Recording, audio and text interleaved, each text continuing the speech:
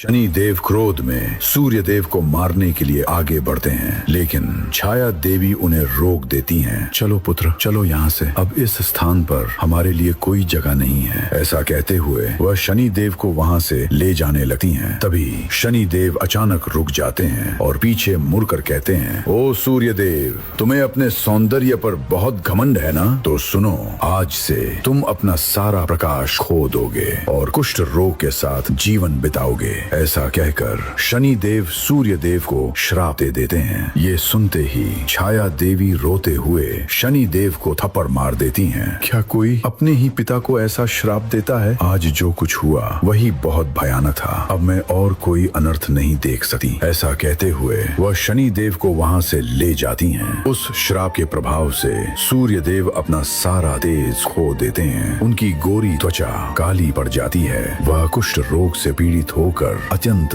दुख झेलने लगते हैं। तब सूर्य देव भगवान शिव की कठोर तपस्या करते हैं। भगवान शिव उनकी तपस्या से प्रसन्न होकर उनके कुष्ठ रोग को समा कर देते हैं। लेकिन उस दिन के बाद से सूर्य देव शनि देव से अत्यधिक घृणा करने लगते हैं। ये कुत्ता, ये शनि नाम का कुत्ता मुझे ही श्राप देगा। मैं इसे अपने ही हाथों से मार डालूंगा। ऐसा सोचते हुए वह क्रोध में जलते रहते हैं। दूसरी ओर शनि देव और छाया देवी भूलोक के एक सुंदर वन में रहने लगते हैं। उस वन में शनि देव की मित्रता एक कौवे से हो जाती है। वह हर दिन उस कौवे को काले तिल खिलाते रहते हैं। आखिरकार सूर्य देव को पता चल जाता है कि शनि देव कहाँ रह रहे हैं। वह उस वन के पास आते हैं और अपनी अग्नि शक्ति का उपयोग करके पूरे जंगल को जला देते हैं। वह सुंदर वन जलते जलते राख बनता जा रहा था। उसी समय शनि देव भोजन की तलाश में दूर गए हुए थे। छाया देवी स्वयं एक छाया थी, इसलिए आग को देखकर तुरंत वहां से बच निकलती हैं। लेकिन शनिदेव उन भयंकर आग की लपटों में फंस जाते हैं।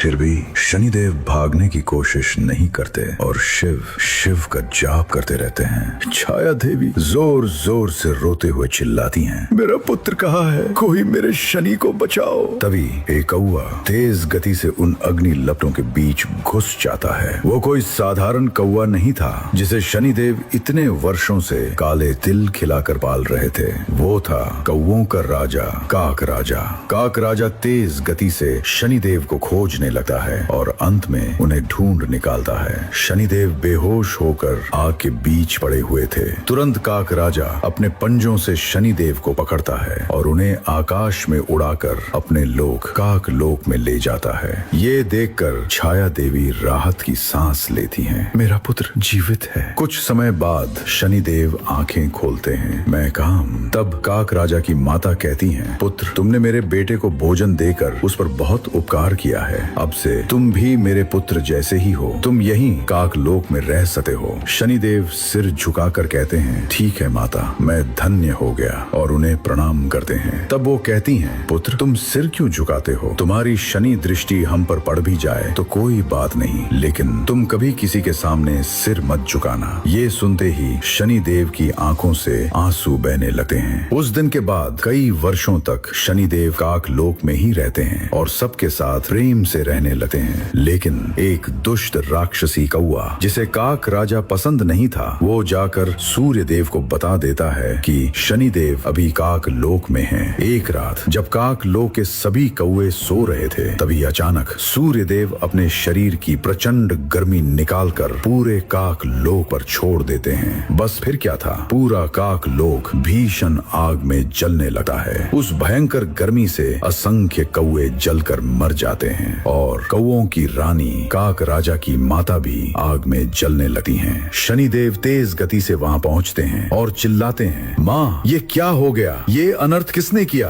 काक राजा की माता दर्द में कहती हैं, पुत्र, ये सब तुम्हारे पिता सूर्य देव ने तुमसे क्रोध के कारण किया है। तुम सावधान रहना और मेरे काक राजा का ध्यान रखना। इतना कहकर वो प्राण त्याग देती हैं। ये देखकर शनिदेव का हृदय टूट जाता है। वो फूट फूट कर रोते हुए कहते हैं, मैंने कहा था ना माँ कि मैं अभागा हूँ। जो भी मेरी आंखों में देखता है वो नष्ट हो जाता है। अब देखो क्या हो गया। लेकिन अगले ही पल शनिदेव के भीतर वर्षों से दबा हुआ क्रोध फट पड़ता है। वो अचानक आंखें खोलकर भयंकर गर्जना करते हैं। उनकी गर्जना से पूरा काक लोक कांप उठता है। ओए सूर्य देव, अगर तुम तुम में साहस था तो मुझे मार दे। इन निर्दोष कौओं को क्यों मारा? अब तुम्हारी मृत्यु मेरे ही हाथों होगी और तुम्हें कोई नहीं बचा पाएगा। ऐसा चिल्लाते हुए शनिदेव अपनी सारी शक्ति बाहर निकाल देते हैं। उनकी शक्ति का कुछ भाग काक राजा पर भी पड़ता है, जिससे काक राजा भी अत्यंत शक्तिशाली बन जाता है। फिर शनिदेव धीरे से काक राजा के ऊपर बैठ जाते हैं। काक राजा पूछता है, कहाँ चलना है शनिदेव?